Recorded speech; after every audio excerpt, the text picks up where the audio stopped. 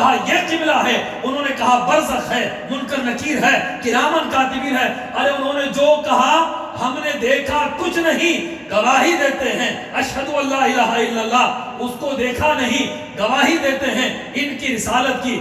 غیب کی خبریں ہمیں کچھ نہیں ہے. ارے یہ تو چھوٹی سی جرنی کی بات ہے، ان کے کہنے پر ہم نے تو ہزاروں خداؤں کو توڑ کر پھینک دیا، اپنے مذہب کو توڑ کر پھینک دیا، اپنا عقیدہ اٹھا کر پھینک دیا. یہ تو بڑی چھوٹی بات ہے، یہ جرنی ورنی یہ تو بڑی چھوٹی سی باتیں ہیں. ہم نے تو اپنا ایمان ان پر لٹا دیا ہے، سب کچھ ان کے نام پر لٹا دیا. سبحان اللہ. حضور نے فرمایا ابو بکر آج سے صدیق ہے. ابو بکر کی شان آج سے وہ صدیق بن گئے. سبحان اللہ. تو شب معراج اللہ رب العزت نے اپنا دیدار حضور کو کروایا، اور یہ سیر معراج کے ذریعے اہل ایمان کو آزمایا. معراج کیوں کروائی اللہ نے؟ چاہتا تو دنیا کو خبر دینے کی ضرورت نہیں تھی.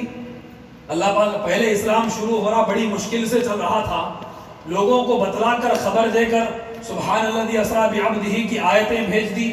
پھر کئی لوگ مرتد ہو گئے. کتنی محنت تھی میرے نبی کی، 10 سال کی محنت تھی.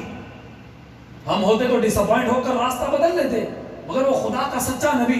تو یہ آیتیں، یہ معراج کی خبر دینا، یہ سب کیا تھا؟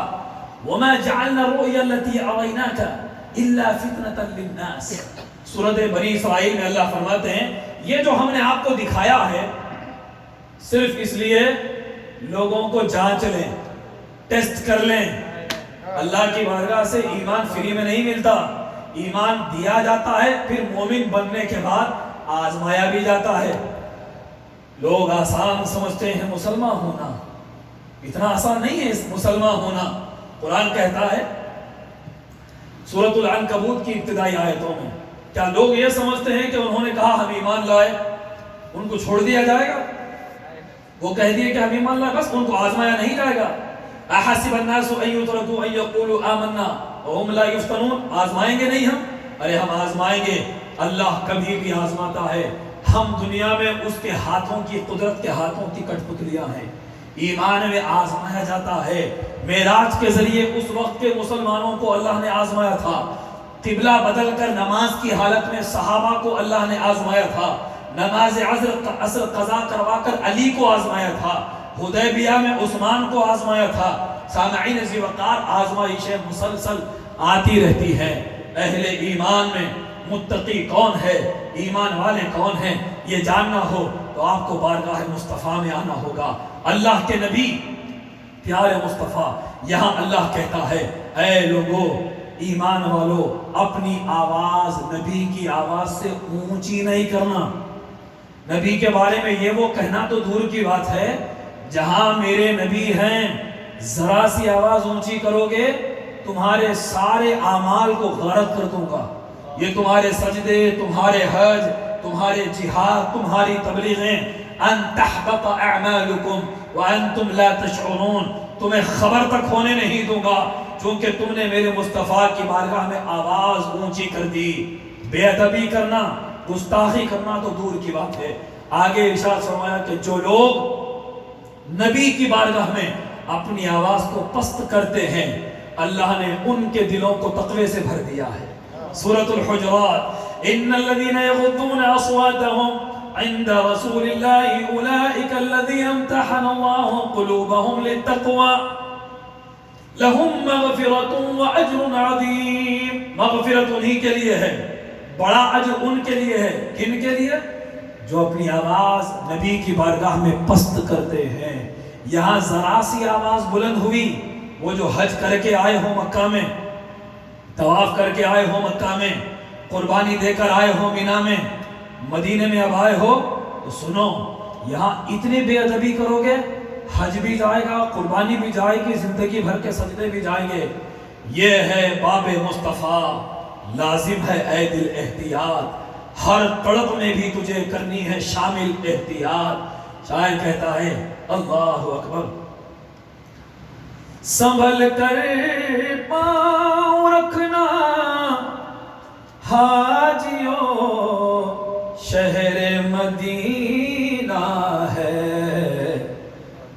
سنبھل کر پاؤں رکھنا حاجیوں شہر مدینہ ہے، کہیں ایسا نہ ہو سارا سفر بیکار ہو جائے۔ سیدنا عمر بن خطاب رضی اللہ تعالیٰ عنہ، اختتام کی طرف آ رہا ہوں، پورا 1 گھنٹہ ہو گیا میرا، میں ختم کر رہا ہوں۔ حضرت عمر دعا کرتے تھے، یہ بخاری کی حدیث ہے۔ آج اگر آپ مدینہ مدینہ کہیں تو کچھ لوگ کہتے ہیں یہ کیا مدینہ مدینہ بولتے رہتے ہیں، مکہ نہیں ہے کیا؟ وہاں پہ 1 لاکھ نمازوں کا ثواب ہے، مدینے میں 50,000 کا ثواب ہے۔ ہم کہتے ہیں کہ بھائی عبادت کا بزنس آپ کو مبارک، ثواب کی تجارت آپ کو مبارک۔ ہم عمر والے ہیں، ہم عمر کے راستے پر چلتے ہیں۔ بخاری کی حدیث ہے، حضرت عمر دعا کرتے، اللہم انی اسألک شہادتا فی سبیلک واجعل موتی فی بلد رسولک۔ اے اللہ، تجھ سے مانگتا ہوں تیری راہ میں شہادت کی موت عطا فرما، مجھے شہید موت نصیب فرما، اور دفن ہونے کے لیے تیرے مصطفیٰ کے شہر میں جگہ مانگتا ہوں۔ ارے امیر المومنین ہے، مدینے میں حاکم بن کر بیٹھے ہوئے ہیں، پھر بھی اللہ سے مدینے میں جگہ مانگ رہے ہیں۔ پتا چلا کوئی کہاں رہتا ہو، کہیں جیتا ہو، کہیں حکومت کرتا ہو، نبی کے قدموں میں جگہ اسی کو ملتی ہے، اللہ جس کو اجازت دیتا ہے۔ عمر کا سوال ہمیں بتاتا ہے۔ اب یہاں ہم ہمیشہ کہتے ہیں جاؤ حضرت عمر سے پوچھو، مکے میں ثواب زیادہ ہے، مدینے میں جگہ کیوں مانگ رہے ہو؟ مکے میں خدا کا گھر ہے، مدینے میں جگہ کیوں مانگ رہے ہو؟ مکے میں زمزم ہے، مدینے میں جگہ کیوں مانگ رہے ہو؟ مکے میں مینا کا میدان ہے، عرفات کا میدان ہے، احرام پہن کر حج وہاں ہوتا ہے، اے عمر مدینے میں جگہ کیوں مانگ رہے ہو؟ عمر کہیں گے رضی اللہ تعالیٰ عنہ، ارے نادانو، مکہ عبادت کا سنٹر ہے اور مدینہ محبت کا سنٹر ہے۔ جب عبادت کرنی ہوگی جاؤں گا، کر لوں گا، محبت محبوب کی جدائی کو گوارا نہیں کرتی، مجھے نبی کے قدموں سے دور نہ ہونے دو۔ اسی لیے میرے نبی نے ہاتھ پکڑ کر فرمایا، ابو بکر کا ہاتھ، عمر کا ہاتھ رضی اللہ تعالیٰ عنہما پکڑ کر فرمایا، ہاکذا نبعث یوم القیامہ، قیامت کے دن ہم اس طرح اٹھیں گے۔ ابو بکر عمر کا ہاتھ پکڑ کر ہم اس طرح اٹھیں گے۔ سامعین، بات ختم کرتے ہوئے کہہ رہا ہوں، حضرت عمر کا ایمان ہے کہ ایک شخص، بخاری کی حدیث، ابو سعید خدری راوی ہیں، حضور کے سامنے آیا اور کہا کہ انصاف کرو یا محمد صلی اللہ علیہ وسلم، انصاف کرو، اللہ سے ڈرو۔ استغفر اللہ، حضور سے کہا۔ حضرت عمر نے، حضور نے فرمایا تیرا برا ہو، اگر میں انصاف نہ کروں تو پھر کون انصاف کرے گا؟ میں یعدل اذا لم اعدل، میں انصاف نہیں تو پھر کون انصاف کرے گا؟ حضرت عمر نے تلوار کھینچی، یا رسول اللہ اجازت دیجئے اس کا سر اب قلم کرتا ہوں۔ آنے والا کون تھا؟ داڑھی منڈا تھا؟ ہاتھ میں شراب کی بوتل لایا تھا؟ نہیں، سجدے کا نشان تھا یہاں پر، بڑی گھنی داڑھی تھی، تہبند، یہ بخاری کی حدیث سنا رہا ہوں، تہبند آدھی پنڈلیوں سے بھی اوپر اٹھا ہوا تھا، اوپر تک، راتوں میں جاگ جاگ کے عبادت کر کے آنکھیں اندر دھسی ہوئی تھی۔ حضرت عمر نے تلوار کھینچی، حضور نے فرمایا ٹھہرو، اسے جانے دو، اس کے ساتھ ایک قوم نکلے گی اس کی نسل سے۔ صحابہ کو فرمایا ان کی نمازیں دیکھ کر تم اپنی نمازوں کو حقیر سمجھو گے، ان کی تلاوتوں کو دیکھ کر تم اپنی تلاوتوں کو حقیر سمجھو گے، ان کی عبادتوں کے سامنے تم اپنی عبادت کو کچھ نہیں سمجھو گے۔ صحابہ سے کہا جا رہا ہے، لیکن دین سے ایسے نکل جائیں گے جیسے تیر شکار سے نکل جائے گا۔ جب تیر نکلتا ہے تو اس پہ خون کا نشان نہیں ہوتا، جب باہر نکلتا ایسے نکلیں گے کہ دین کا نام و نشان باقی نہیں رہے گا۔ عبادتیں اچھی کریں گے، قرآن اچھا پڑھیں گے، مگر حلق سے نیچے نہیں اترے گا، تو پتا چلا کہ بخشش صرف قرآن سے، تقوی سے، داڑھی سے، سجدے کے نشان سے نہیں ملتی، مصطفیٰ کے ادب سے ملا کرتی ہے، حضور کے ادب سے ملتی ہے۔ سامعین، اس کے بعد ان کو ختم کس نے کیا؟ مولا علی نے ختم کیا۔ صحابہ کہتے ہیں کہ حضرت علی کے زمانے میں وہ لوگ خوارج بن کر نکلے، ان کو ہم نے دیکھا پورے پہاڑ پر قرآن کی آواز بلند ہو رہی ہے، ہم نے دیکھ کر کہا اللہ، ہم ان سے جنگ لڑیں؟ ارے یہ تو متقی پرہیزگار لوگ ہیں، کہیں علی غلطی پر تو نہیں؟ حضرت جندب رضی اللہ تعالیٰ عنہ کوفے کے صحابی ہیں، فرماتے ہیں کہ میں نے دل میں خیال کیا کہ یہ لوگ صحیح ہیں کہ غلط۔ ایک نوجوان آیا، آ کر خبر دیا لشکر میں سے، اے امیر المومنین مولا علی، وہ لوگ نہر پار کر کے چلے گئے ہیں۔ مولا علی نے فرمایا کہ وہ لوگ نہیں گئے، نہر کراس نہیں کیے۔ دوسرا شخص آیا، اس نے کہا امیر المومنین میں دیکھ رہا ہوں وہ نہر کراس کر دیے۔ مولا علی نے فرمایا کہ وہ لوگ نہیں گئے۔ تیسرا شخص آیا، یہی خبر دیا وہ لوگ ریور کراس کر چکے ہیں۔ مولا علی نے فرمایا وہ لوگ نہیں گئے، مجھے میرے نبی نے خبر دے دی ہے وہ نہر کے اسی کنارے پر مارے جائیں گے، یہاں سے وہ پار نہیں ہوں گے۔ حضور نے خوشخبری ہے اس کے لیے جنہوں نے ان کو قتل کیا، وہ مخلوق میں سب سے بدترین مخلوق ہیں۔ تو حضرت جندب فرماتے ہیں رضی اللہ تعالیٰ عنہ، اب مجھے پیمانہ مل گیا، ٹیسٹ کرنے کے لیے آلہ مل گیا کہ اگر وہ لوگ نہر کے اس طرف چلے گئے تو میں اس لشکر میں جا کے علی سے لڑوں گا، اگر ادھر ہی ہے مولا علی کے ساتھ پھر میں سمجھ جاؤں گا کہ یہ غلط اور مسلمانوں میں فرقہ بنانے والا گروہ ہے، پھر میں ان سے لڑوں گا مولا علی کے ساتھ مل کر۔ حضرت جندب فرماتے ہیں کہ جب ہم لوگ ان کے قریب گئے تو ہم نے دیکھا ان کے جھنڈے نہر کے اسی طرف گڑے ہوئے تھے، بس یہ دیکھنا ہی تھا۔ مولا علی نے پلٹ کر مجھے دیکھا، انہوں نے کہا نہیں تھا، دل میں سوچا تھا۔ مولا علی نے پلٹ کر فرمایا اب اطمینان ہو گیا ہے، اللہ کی راہ میں لڑو اور ان بدبختوں کا صف ہستی سے صفایا کر دو۔ نبی نے فرمایا میں علم کا شہر ہوں، علی اس کا دروازہ ہے۔ علی سے مومن محبت کرتا ہے، منافق بغض رکھتا ہے۔ علی کا چہرہ دیکھنا عبادت ہے، علی کی جانب دیکھنا عبادت ہے، علی کا ذکر کرنا عبادت ہے۔ سامعین، مولا علی نے اس خارجی گروہ کا خاتمہ کیا۔ صحابہ کرام فرماتے ہیں وہ تقوی میں پرفیکٹ تھے، عبادت میں پرفیکٹ تھے، تلاوت میں پرفیکٹ تھے اور خوف خدا سے رونے والے تھے وہ لوگ۔ ان کے اندر اگر کوئی برائی تھی وہ حضور کی توہین اور گستاخی تھی، صرف حضور کے ادب میں کمی تھی۔ تو ہمیں جان لینا چاہیے عبادت فرض ہے، نمازیں فرض ہے، روزے فرض ہے، یہ سب کو کرنے معاف نہیں ہو سکتے، لیکن سب سے عزیز چیز وہ حضور کی غلامی ہے، وہ حضور کی نسبت ہے، حضور کا امتی ہونا ہے۔ آنکھ بند ہوگی قبر میں جاؤ گے، نہ نماز کا سوال ہے، نہ حج کا سوال ہے، نہ روزے کا سوال ہے۔ بخاری میں تو ایک ہی سوال ہے صاحب، پوری بخاری میں ایک ہی سوال ہے، وہ یہ کہ حضور کا چہرہ بتایا جائے گا، پوچھا جائے گا کہ ان کے بارے میں تو کیا کہتا تھا۔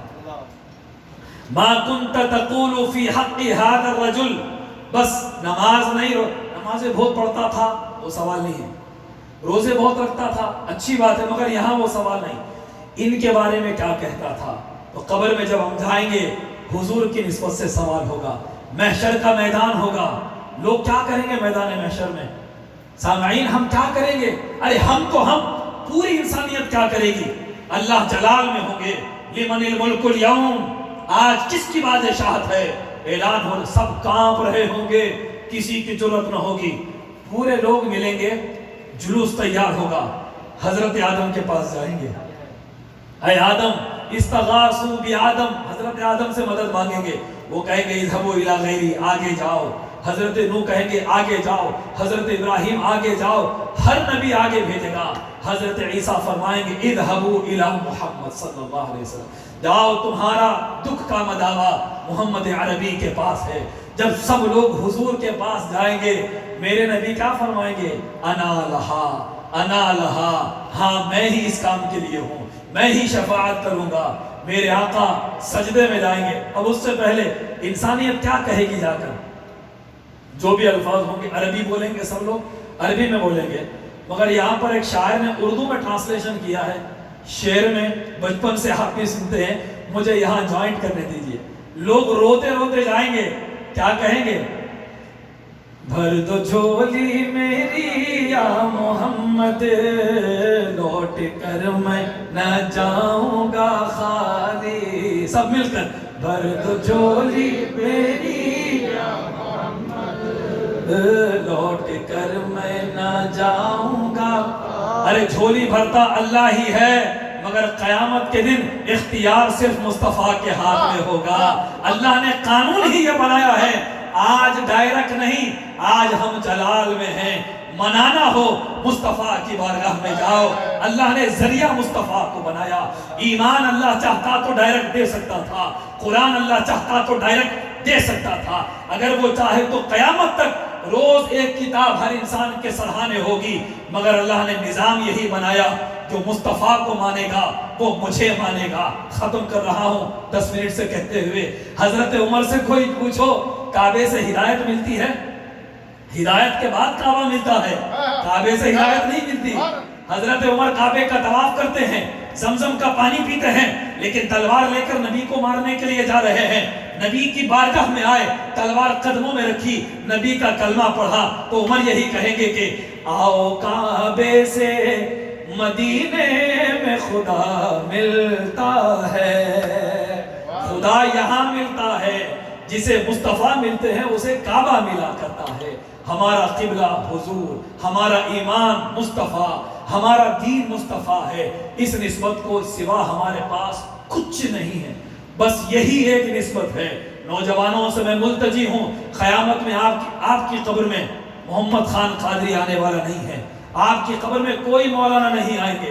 میدان محشر میں کچھ کام نہیں کر سکتا, کوئی علامہ آپ کے کام نہیں آئے گا.